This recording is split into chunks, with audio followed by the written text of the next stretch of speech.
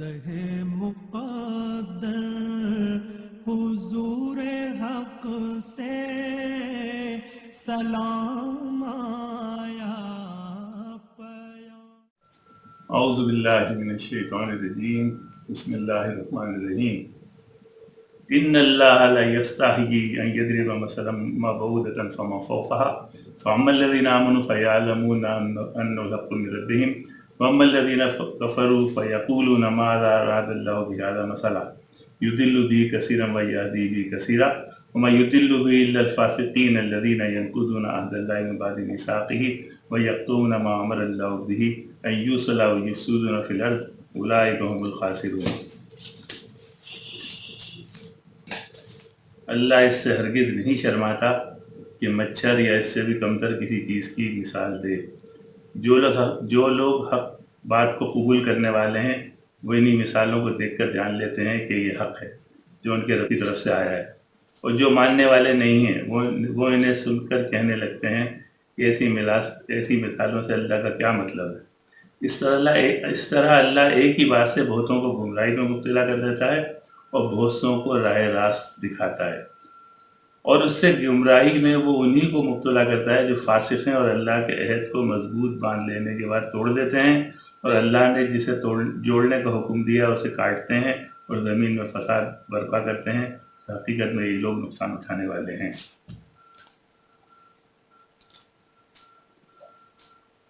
یہ ہے سورہ بقرہ آیت نمبر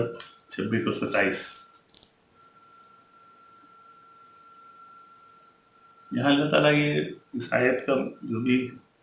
ترجمہ تو بیان ہو گیا، اس کا اصل مفہوم مقصد یہ ہے کہ ہدایت اور گمراہی اللہ تعالیٰ ہدایت میں سے فرما رہا ہے کہ میں ہی دیتا ہوں ہدایت اور میں ہی دیتا ہوں گمراہی، تو اسی چیز سے بہت سو کو میں گمراہ کرتا ہوں اور بہت سو کو ہدایت دیتا ہوں۔ اس کا مطلب یہ نہ سمجھا جائے کہ اس کا مطلب یہ ہے کہ انسان کا کوئی اختیار ہی نہیں ہے کہ جب گمراہی بھی اللہ دے رہا ہے تو ہدایت بھی اللہ دے رہا ہے تو اس کا اس میں جا رہا ہے یا کچھ نہیں، ایسا نہیں ہے۔ یہاں آگے ساتھ ساتھ یہ فرما دیا گیا ہے، اور اللہ گمراہ ان کو کرتا ہے جو اللہ سے ایک وعدہ کر کے اس کو توڑ دیتے ہیں، جو اللہ سے عہد کرتے ہیں اور اس عہد کو توڑ دیتے ہیں۔ اچھا، اس کی کیا ڈیٹیل یا کیا تفصیل ہو سکتی ہے؟ اس کی بہت سی باتیں ہو سکتی ہیں۔ مثال کے طور پہ اگر اس تناظر میں دیکھا جائے کہ لوگ مشکل میں ہوں، ایک اجتماعی طور پہ قوم مشکل میں ہو اور مسلسل اللہ تعالیٰ سے یہ منت مانے یا یہ وعدہ کرے یا عہد کرے اللہ تو ہمیں اس مشکل سے نکال لے، اگر تم ہمیں اس مشکل سے نکال دے گا تو ہم پھر تیرے کہنے پہ چلیں گے، تیرے احکامات پہ عمل کریں گے۔ اور جب اللہ انہیں اس مشکل سے نکال دے تو پھر وہ اپنے وعدے کو توڑ دیں، تو پھر اللہ جو ہے جیسے اس آیت میں واضح ہوا کہ عہد توڑنے والوں کو جو ہے وہ پھر وہ گمراہ کر دیتا، سزا یہی ہے کہ گمراہ کر دیتا ہے۔ اس کی ایک مثال وہاں پر بھی آتی ہے کہ جہاں بنی اسرائیل نے بچڑے کی اپنے ہاتھ سے بچڑا بنا کے اس کی جو پوجا کی تھی، وہ عقل سے بعید ہے کہ ایسے لوگوں نے یہ کام کیا کہ جو نسل در نسل اہل ایمان تھے، ان سے ایسی بھیانک غلطی ایسی ہوئی۔ وہاں بھی اللہ تعالیٰ یہی فرماتا ہے، اور اس بچڑے کی محبت کو ہم نے تمہارے دلوں میں خود ڈالا تھا، وجہ یہی تھی کہ تم نے اللہ سے عہد کر کے عہد کو توڑا۔ تو بہرحال یہاں جو بات ہو رہی ہے وہ ہو رہی ہے کہ ہدایت اور گمراہی، اس کی کوئی نہ کوئی جو ہے تو اللہ کی طرف سے ہی، لیکن بے وجہ گمراہ اللہ کسی کو نہیں کرتا، کوئی نہ کوئی اس کی وجہ۔ اسی طرح سورہ زخرف 36 اور 37 آیت نمبر، ترجمہ یہ ہے کہ جو شخص رحمان کے ذکر سے غافل ہو جاتا ہے تو ہم اس پر ایک شیطان مسلط کر دیتے ہیں اور وہ اس کا رفیق بن جاتا ہے۔ یہ شیاطین ایسے لوگوں کو راہ راست پر لانے سے روکتے ہیں اور وہ اپنی جگہ یہ سمجھ رہے ہوتے ہیں کہ وہ راہ راست پر ہیں۔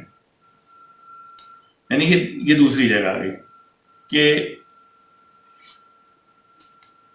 جو شخص اللہ کے ذکر سے غافل ہو جاتا ہے، اللہ تعالیٰ کے سورہ زخرف ہے آیت نمبر 36 اور 37، کہ جو شخص اللہ کے ذکر سے غافل ہو جاتا ہے، ذکر سے غافل ہونا یہ کہ بالکل ہی نہ نماز پڑھ رہا، نہ روزہ رکھ رہا، نہ قرآن دیکھ رہا، کچھ بھی نہیں، بالکل ہی بس ایک جو ہے وہ اپنے روٹین میں بالکل ایک بے بہرا شخص کی طرح چل رہا ہے. تو اس کے بارے میں اللہ تعالیٰ کہتا ہے پھر ہم اس پر ایک شیطان مسلط کر دیتے ہیں، پھر وہ اس کو راہ راست پہ آنے نہیں دیتا. یہ سزا ہے، یہ ایک طرح سے سزا ہے. تو اس کا مطلب مفہوم یہی سمجھ میں آتا ہے کہ جو بھی موقع ہو اس کو غنیمت جانے بندہ، اور مکمل غافل نہ ہو. جیسے ہمارے یہاں تک بھی کہا جاتا ہے کہ جو 3 جمعے نماز نہ پڑھے تو اس کے دل پہ مہر لگ جاتی ہے. مطلب مفہوم ہی یہی ہے کہ بھائی اتنے غافل نہ ہو جاؤ کہ بالکل ہی چلے گئے. اب یہ نہیں ہے کہ خالی جمعہ نماز پڑھ کے ہم یہ سمجھیں کہ ہم غافل نہیں ہیں، یعنی کم سے کم کوئی راستے میں آنے کے لیے کوئی نہ کوئی چیز تو کرو، کیسے بھی کر کے جو ہے راہ راست کی طرف آنے کی کوشش کرو. تو یہ جو 2 مقامات ہیں قرآن پاک کے، جس میں یہ وضاحت ہے کہ کوئی شک نہیں کہ گمراہی اور ہدایت اللہ کی طرف سے، لیکن اس کی وجوہات اللہ نے بتا دی ہیں کہ میں گمراہ کسی کو خواہ مخواہ نہیں کرتا ہوں. وہ جو ہے یعنی ایک تو یہ وجہ بتائی کہ اللہ سے عہد کر کے توڑنا، دوسری وجہ یہ بتائی کہ اللہ کے ذکر سے غافل ہونا. صدق اللہ العظیم.